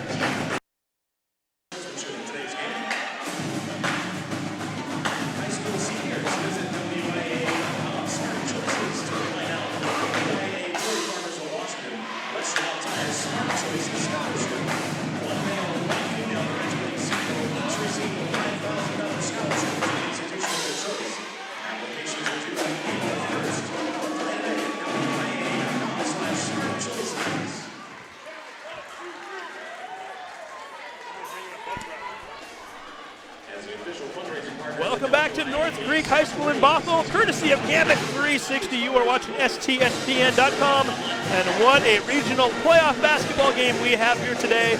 The Mount Spokane Wildcats leading the Marysville-Pilchuck Tomahawks 60-58 with 3:45 to go. Joel Boyer, are you having enough fun yet? Oh, man. You know, my only biggest regret about this game, honestly, Steve, is that this is not a winner's game. Unfortunately, if these are the 1 through 8 seeds, the loser of this game is still alive playing Wednesday. The winner would go on to Thursday with the double elimination quarterfinals. Unfortunately, these two teams are in the 9 through 16 of the RPI. One of them ends today just in 3 minutes and 45 seconds. Gosh, these are two great teams. I love watching them play. And one of which, the Tomahawks, winning the District 1 3A championship. Mount Spokane finishing in second place in their District 8 tournament. Josiah Gould almost made yet another spectacular shot. This one rims off. J.T. Smith on the other end being guarded very closely by Dobler, who needs to be a little careful with those 3 fouls. And we've kind of worked our way to a point in the game time-wise that 3 fouls, you're fine now because you can get one more in this last 3:16 and be okay. And Tanner Brooks just lost control of that basketball. And give a lot of credit to Raekwon Battle, and I think perhaps another Tomahawk even got his hand in there and momentarily knocked that ball away from him. 3:12 left on the clock. Pilchuck trailing by 3. Battle for the 3 for the tie. Misses the shot. Tanner Brooks pulls down the rebound. Dobler going to the ground and jumping right back up. Smart move. And we're going to get a illegal screen set on Brooks as Josiah Gould goes to the ground. Brooks picks up his 3rd foul. And you're smiling. What are you seeing there, Joel? I don't like that call at all. Is that that's a physical incidental? You just let him play? That's a physical play, but Gould's harassing the ball handler, Smith. Tanner Brooks had his feet set. I don't think he leaned into him. If it was pretty imperceptible. And I don't know. I don't know. Battle for another 3. This one goes high off the iron. And we're waiting to see who this is going to be called on. It looks as though Mount Spokane just picked up a foul. Referee coming over to the table. That's going to be on Brooks. He picks up his 4th. So 2 fouls on him in about 20 seconds. Not even 20 seconds, about 10 seconds. And Brooks will head to the bench as number 1 Spencer Barrera comes back in. And I'll tell you, Tanner Brooks really needs to get his head screwed on straight right there. He's a junior. He's an upperclassman. But he is out of this game mentally right now as this coach goes to the end of the bench with him. He's got to get back together. He has just been boxing out like a fool right now, doing a great job on the rebounds. He's got to get his head back in the game as his coach is going to need him for those last 2:44. Yeah, the sophomore Aaron Callip hits the front end of the 1-and-1. 2:44 left, and he's still, Wagon Blast, still talking to Brooks. And you're absolutely right, as the young man not happy with either of those 2 calls, but nonetheless, there's still more basketball to be played. And yeah, and whether they might need him down the stretch. And I'll say, I'm not sure I agreed with either of those calls myself, but they're calls and they were made. So you got 4 fouls, play on. We got to be tougher than that. 2:28 and counting. 1-point game. Hattenberg, right wing. Ball gets kicked out of bounds. So with 2:21 showing on the clock, we're going to get a new 35-second clock. You know, Steve, I'm not sure MP's led for very many minutes and seconds of this game. And I'm not sure they've ever been down by more than 1 possession almost nearly the entire game. They've had a couple of 7-point deficits, but each time they go down by 7, they come right back. Smith with a long 3! 25 feet out, J.T. Smith drains it. 13 points in the second half for number 15, 17 for the game. He's hit 3 trays here in the second half alone. It's now a 4-point lead for the Wildcats, so we're now down under 2 minutes to go. 24th game for each of these teams. One of them is going to go home. Battle, a lot of contact, 2 players hitting the ground. Trying to see the number. Is that Twingy? I think it's Twingy went down with Battle right there, both. Mount Spokane fans here are not happy at all. They wanted to travel on Battle before that. I think Battle's initial move, I think he took his pivot foot with him before that ball ever got close to the ground. But after that, Twingy got him for a foul. 2 free throws for Battle, regardless of anybody else's opinions. It's actually a 1-and-1 coming up. Oh, 1-and-1. 8th team foul, so he does need to hit this first one. They're down by 4. 1:49 showing on the clock. Very calmly and coolly hits that one. 26 points now for Raekwon. And Coach David Wagenblast from Mount Spokane wants a full timeout. We'll take yet another break. You are watching STSPN.com.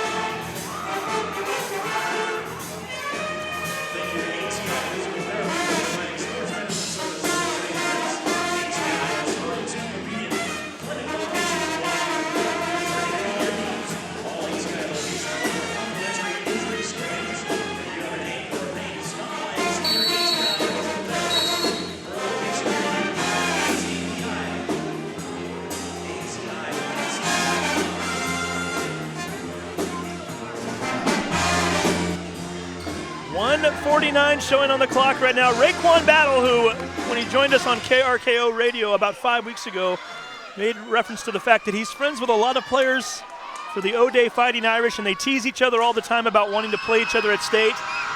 And if his team's going to do that, they need to win this game right now, and he needs this free throw as it falls down and goes in. Battle now with 27 points. 64-62 is our score, as Raekwon and his teammates would love to be playing 10:30 on Wednesday morning against the Fighting Irish. One of these teams will be left standing. Which one will it be? We're now down to 1:36 showing on the clock. JT Smith been on fire this half, misses a shot, a lot of contact. Battle grabs the rebound, and here come the Tomahawks. 1:27 left, trailing by 2. Luke Dobler to Battle, back to Dobler for 3! Ball bounces around. Dobler puts his hands on his head. He knew he had the look he wanted, just couldn't get it to go. Well, and Cole Hattenberg has been in his shorts for the last quarter and a half, and that was about the one time Dobler had gotten free from him. He just couldn't get it to drop. Degenhardt gets the ball stripped away from Sims. They're going to say no foul, but Sims did in fact step out of bounds. So with 1:03 to go, and the shot clock will remain at 21 seconds, as Sims never had complete possession of that ball. And guess who's coming back in? Tanner Brooks, who went out the 2:44 mark, picked up his 4th foul, and with 1:03 to go, I noticed he was slowly inching his way back towards the coach's seat there as he was at the end of the bench. He worked his way up and his way over. And hopefully that's the barometer that tells us that he's ready to play. Wagenblast, the head coach for Mount Spokane, recognizing that he was about to get a 5-second violation, calls a timeout. Is it going to be a full 30-second timeout? So we'll keep it right here. 1:03 left. You're Mount Spokane. You're up by 2. Let's talk about both benches. Let's start off with Marysville-Pilchuck. What is Barry Gould telling his team right now? Well, this is definitely a no-foul situation. You got 21 on the shot clock. You have 1:03 left in the game. You're still fine. Do not foul right now. You're down 2. No need to. You play a tough, hard-nosed defense. If you get a trap, maybe do so, but really look to limit them to 1 shot or no shots, get that offensive rebound, and let's key the offense. If we don't get something quick and call timeout, draw it up. Okay, now flip on to the other bench. David Wagenblast, Mount Spokane. What do his Wildcats need to do here? And and this is really, I'm just kind of splitting myself, sitting on the fence right now. I would love to see them just be aggressive and run their offense and go get a great shot right now. Some would say run this shot clock down a little bit, take more time off. That's great in an ideal world, but you really want 2 points out of this. If you can get a 2 early on, or you can get a 2 in great fashion, go get that 2, go up 4, and play tough defense if you're the Wildcats of Mount Spokane. Okay, let's see how knowledgeable Coach Boyer is here. Smith ready to inbound. Swingy up on top. Tries to hand it over to Degenhardt. Dobler steps in the way. A lot of contact there, and then we're going to get a foul on Battle. Not sure if Battle even really saw Hattenberg, as he was looking to step in front of Tanner Brooks. And we're going to get a 1-and-1 situation with 56.8 seconds left. I think Battle's eyes were getting big there, as he thought maybe he was going to have a breakaway dunk. Well, and I think Cole Hattenberg's probably been hit a lot harder than that on the football field, but he wore one right there, but pops right up. Really like that senior tenacity, wanting to continue playing his career. Hattenberg 2 for 4 at the free throw line today so far. I'll go on a limb and say these are the 2 biggest ones so far for him. Well, he's only shot 2 free throws in the half, and he missed both of them, so let's see if he can redeem himself a little bit here. Marysville-Pilchuck certainly hoping he can't. Misses the front end of the 1-and-1. It tips around. Degenhardt gets the rebound, lays it in. Ball took a wicked bounce off of the rim. Battle was in position. The ball just happened to go over his head. And the freshman hits his biggest shot of the game. Gould for three! Misses everything. Ball bouncing around, grabbed by Mount Spokane. And with 37.2 seconds left, Hattenberg looks to step back to the free throw line as Mount Spokane with a 4-point lead. And once again, they're going to shoot 1 and 1. Now with 37.2 seconds left, there is enough time in this game if you're MP. There's no need to panic, no need to rush. They did change it. It now shows 10 team fouls. It showed 9 there a moment ago. So Hattenberg will step to the line, shooting 1 and 1, and Josiah Gould just fouled out of the game. That is extremely, extremely tough. I mean, anything you're going to be running, anytime you run situations in practice, anytime you work on end-of-game situations with a timeline, you're going to have your starting point guard being the one really key in everything. So Hattenberg can't get that free throw to drop. There's definitely hope right now for MP. He's missed 4 already this half. It's that third one, though, that almost worked to their benefit. It did work to their benefit. This time he connects. 5-point lead for Mount Spokane. And Marysville-Pilchuck does not need a 3 right away. If they get a quick 2, that works as well. Dobler, left side, kicks it out. Sims thought about it, back to Battle. He fires up a 3, hits it, falling to the ground, rake one. He has 30 for the day, 67-65. Gould calls a quick timeout. I think he had a little bit of a word for one of the referees there. Perhaps he was looking for a 4-point play. And we get a full timeout. We'll take a quick break. Do not go anywhere. 24.5 seconds left. We're going to find out who's heading to the Tacoma Dome when we come back. You're watching STSPN.com.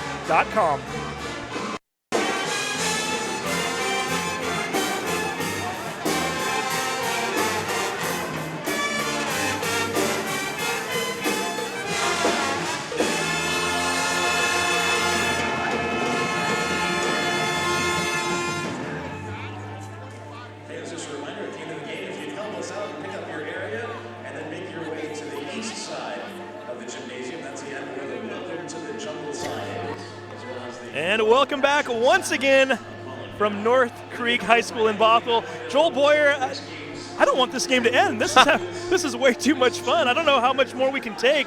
Certainly at some point, if this game did continue on, I think we might run out of players, but wow, what a game so far. Absolutely, and this is, I mean, we're down to a 2-point game, 24.5 seconds left.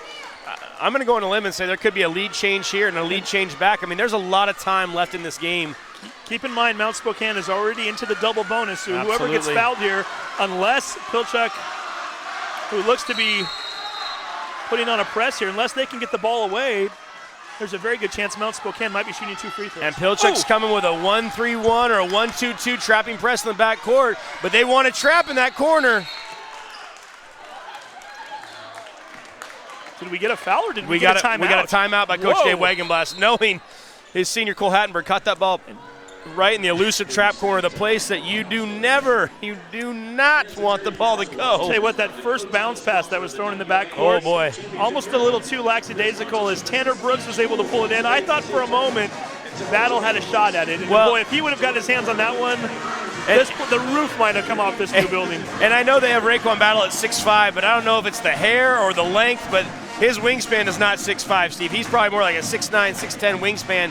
Him at the top of that point of that 1-2-2 trap right there, he's long and he's hard to throw past.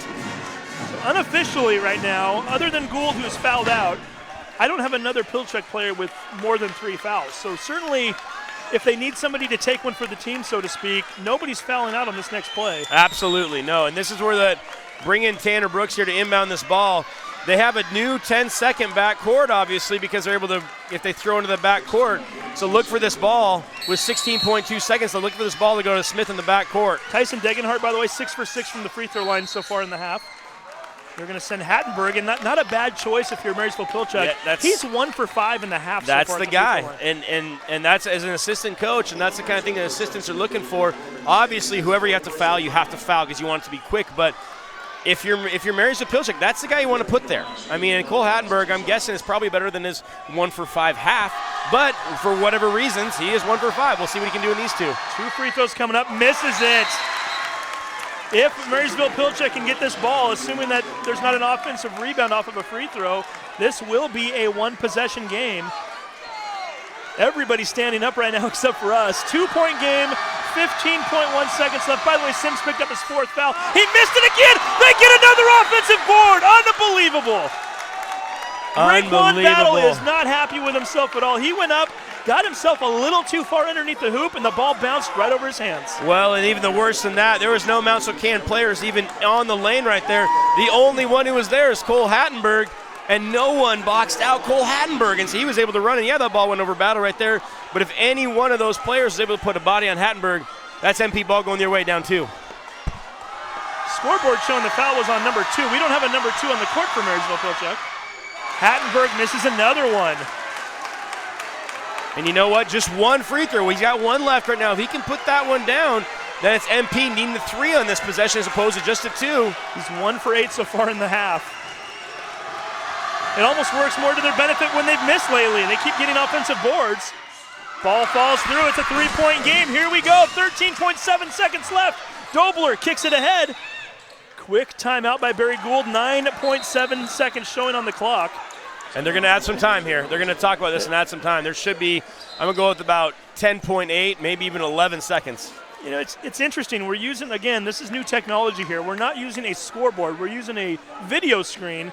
Yep. The guys are using tablets at the table, and I feel like every time the ball goes out of bounds, it's a little bit slow. You're right. They're trying to poke at the screen and not necessarily hitting it. So I think we're going to get some time out. We're going to keep it right here, by the way. This is just a little too exciting for us not to right now. And again, we want to thank Gambit 360 for helping us to bring this game to you today. And the folks over at Marysville-Pilchuck making it possible for us to show regional basketball, something we don't get to do very often. Absolutely. Want to give a couple more shout-outs to our friends in Wyoming, our friends in Montana, our friends all over the West Coast. It sounds like... You think Luke Dobler's family over in Wyoming, his great aunt and uncle, would like to see potentially a 3-ball to tie the game right here? I'm going to go on a lim and say, regardless of age, they're probably standing right now. I think everybody's standing. I'm pretty sure. If you're on a computer, if you're on a phone, certainly if you're in the gym. As a few people have taken a seat momentarily, but I have a feeling when the players come back out on the court, everybody's back on their feet again, and what a game. And you know, regardless of who wins this, regardless of that, Steve, we've been treated to an excellent basketball game, played so great, 2 great coaching staffs preparing for each other, 2 great teams really executing plays. What a fantastic basketball game, regardless of finish. Aaron Caleb will inbound the basketball. Degenhart with that long wingspan, looking to front him, put a little pressure on. And they never did change the clock. It's still showing 9.7. Yeah, and I wonder if they're talking about it now finally. But we definitely had, I mean, you got all the 3-point shooters you probably have between Corbin Sims, Kobe Bauman,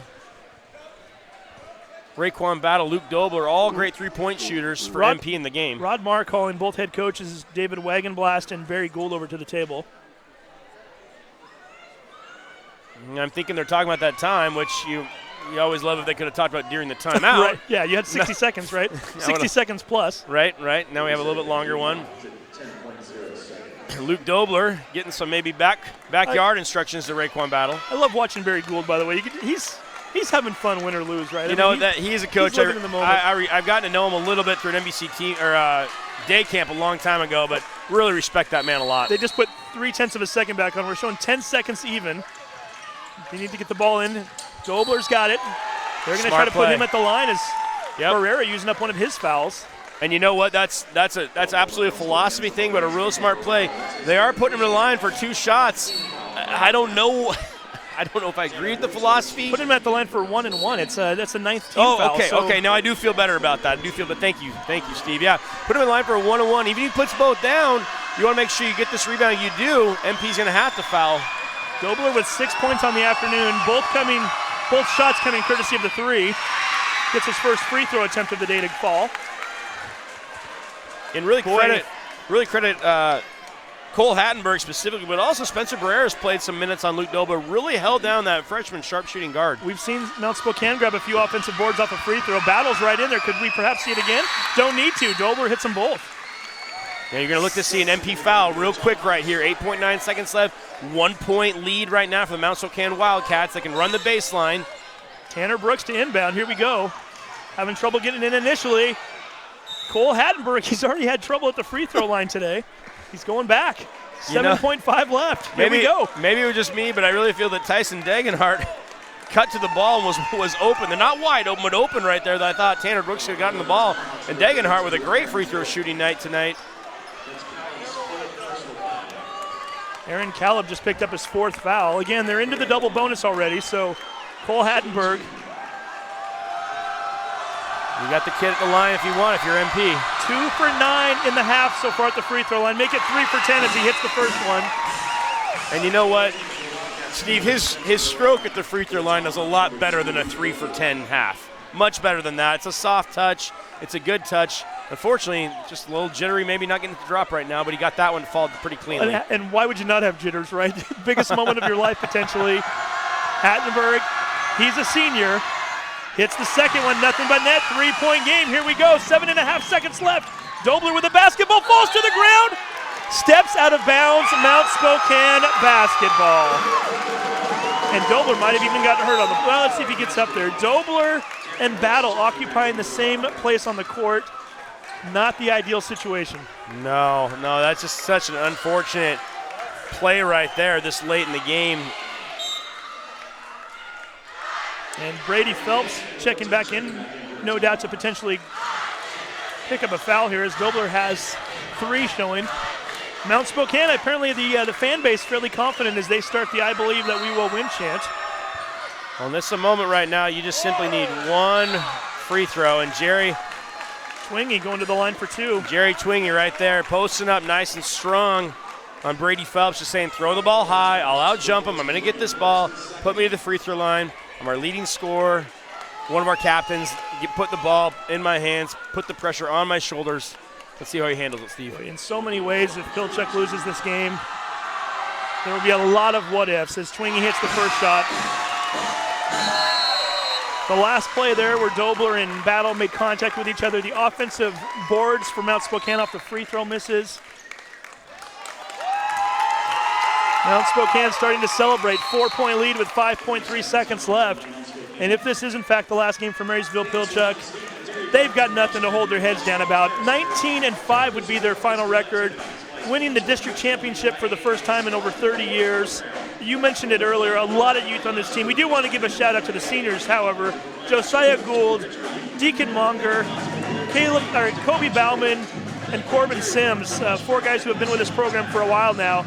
Certainly if this is the place where they're going to end their careers, nothing to be ashamed of. Absolutely not. No, they've sparked such a great youth movement, if you will, for Marysville-Pilchuck boys basketball. And like we talked about, that team with those 4 seniors really leading the way this year.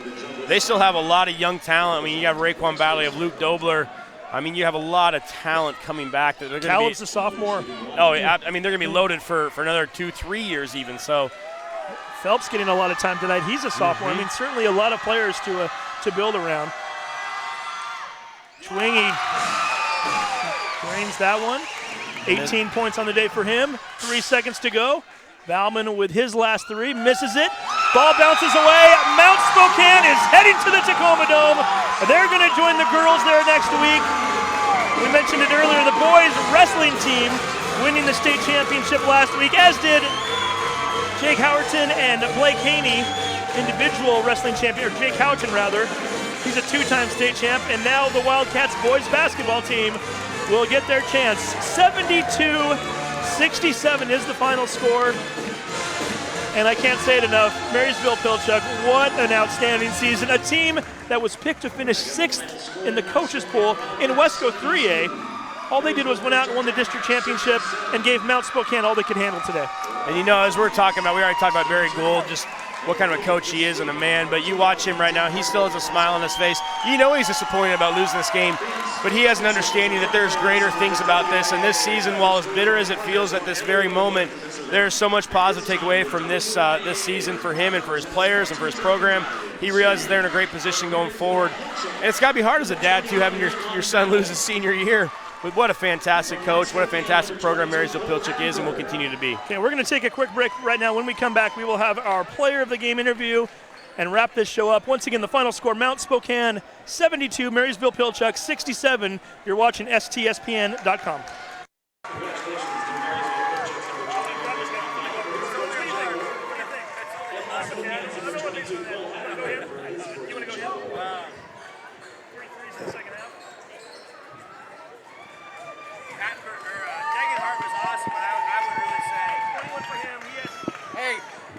them both away if you want to get 2 guys. Is there 2 in here? What do you No, want to do? we'll Make a call. It's hard to not give 2. Can we give 2? You want to give 2? Or do you want to get 1? It's up to you. I don't care. Boys regional basketball game between the Mount Spokane Wildcats and the Marysville-Pilchuck Tomahawks. The Wildcats of Mount Spokane advance to the 2018 Hardwood Classic, February 28th through March 3rd. Games will be played at the Tacoma Dome. For more information on today's game and the 2018 Hardwood Classic, visit WIAA.com basketball. That's WIAA.com/basketball. Please have a safe trip home, and congratulations again to the Mount Spokane Wildcats.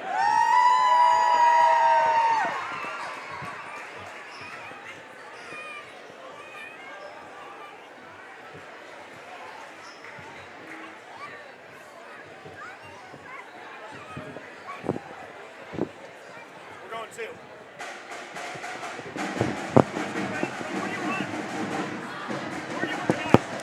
Right there at the end. You want to do this or?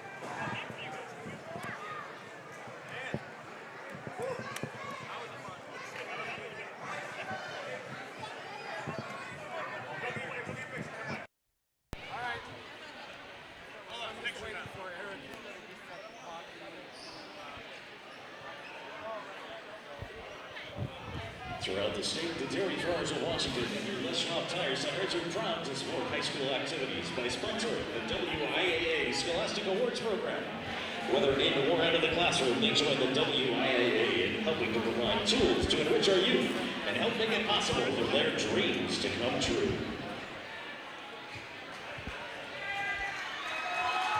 And a 9.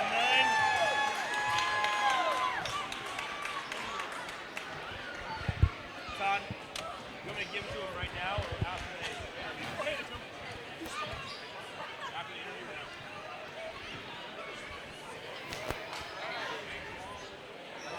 And welcome back once again to North Creek High School, where the Mount Spokane Wildcats have punched their ticket to the Tacoma Dome for the first time since 2001. You guys weren't even born yet, were you? I was 2000, so barely. So there we go. So JT Smith, and we're also going to give our Player of the Game award to Tyson Degenhart. And we'll start out with you, Tyson, because you had a monster first quarter. Are you sure you're only a freshman, by the way? Yeah, I'm sure. I'm only 15, so. 15 years old and no bigger game than what you had tonight, I'm sure. 7 points early on in the game. Were you nervous at all coming into this game? Because if you were, you didn't play like it. A little bit. You know, it just goes away once the ball's in the air. And this was a back-and-forth game all day, JT. Tell me a little bit about what it was like out there. Could you feel the playoff intensity the whole way? Oh, yeah, it was super intense the whole time. It was back and forth. A really fun game to play in. And I guess it was kind of the tale of two halves, really, for you, Tyson. Big first quarter. You slowed down a little bit in the second quarter, but then you came right back out. You had another big second half. Tell us a little bit about the message at halftime, because this was really a nip-and-tuck game the whole way. What was Coach telling you guys? Don't talk to the refs because we had like 15 team fouls in the first half, so we have to get our hands off and just play straight up and let the refs call the game. Biggest play of the game for you might have been that offensive rebound on the missed free throw. Walk us through that a little bit and how much of a thrill that was for you. It's just going in for the ball, and, you know, the ball just happens to go our way. And then, JT, for you, you came up with big 3 after 3 there in the second half. I think you had 3 threes total.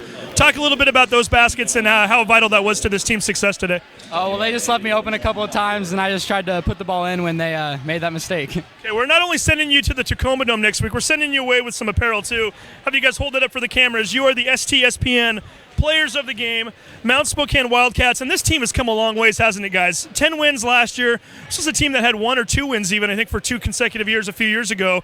What does it mean for you guys as members of the school and the Meade community to be able to say, hey, we got this team back on track? I'll start with you, Tyson. It means a lot, you know. Both of our girls' teams going too, and it's great to represent our school at a big event like the state tournament at the Tacoma Dome. And JT, young team. We're looking on paper. I think, 2 seniors suit up. Is this maybe the start of something big? Are you guys looking forward to not only Tacoma, but what this could be building up to over the next couple of years? Oh, yeah, for sure. We're super young right now. We're going to try to do what we can this year, and then we'll build on it next year. Tell me a little bit about O'Day. Do you know much about them yet? You know they're good, right? Yeah, they have a couple freshmen that are super good that I've played against in travel ball. But they're a well-rounded team. They can shoot, they can drive. They're really athletic, so we'll have to figure out a good game plan to stop them. Not only do you play O'Day, you play him in a dome. JT, what's that going to be like? Oh, it's going to be super fun. It's going to be a really intense game. It's going to be a really fun game. So again, final score 72-67. Gonna say it one more time. JT Smith, big game today. Again, 3 3-pointers in the second half. Have to do the math here real quick. 17 points unofficially. Tyson Degenhart, 21 points unofficially. Guys, congratulations. Best of luck next week in the Tacoma Dome against O'Day, and congratulations on a big win today. Thank you. Thank you. Appreciate it. So we'll wrap this thing up here in a minute. We'll get Joel back on the headset here momentarily. Joel, nice guys. I'm sure they're a thrill of a lifetime for them. Like JT said, he was a baby when this team last went to the Dome.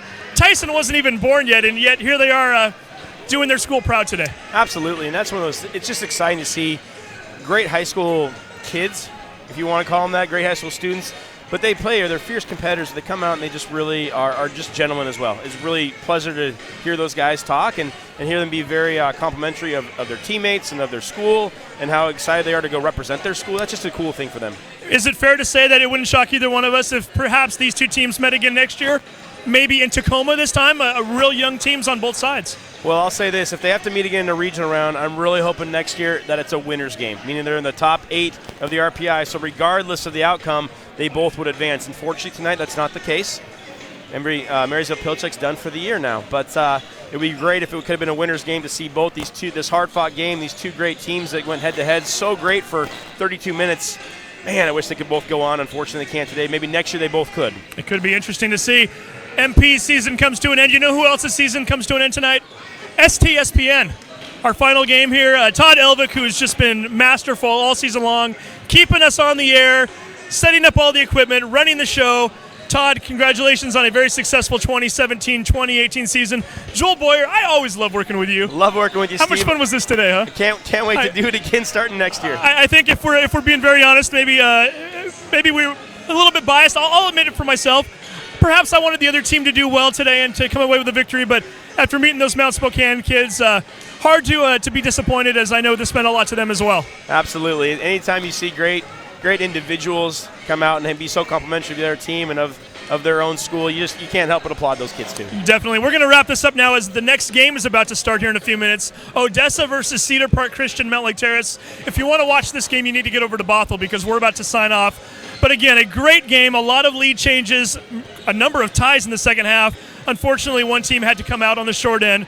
Mount Spokane takes the victory. They advance to the state tournament, knocking off Marysville-Pilchuck 72-67. And one more time, we want to thank Gamut 360 for all they've done. Joel Boyer, again, thank you. Todd Elvick, great job. For Steve Willits, I'm signing off. This is STSPN.com. Enjoy the rest of your weekend.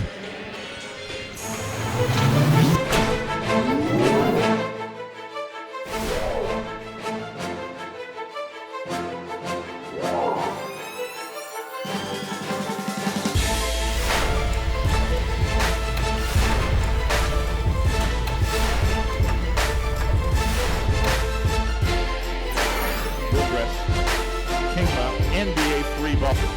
He just absolutely drains that one.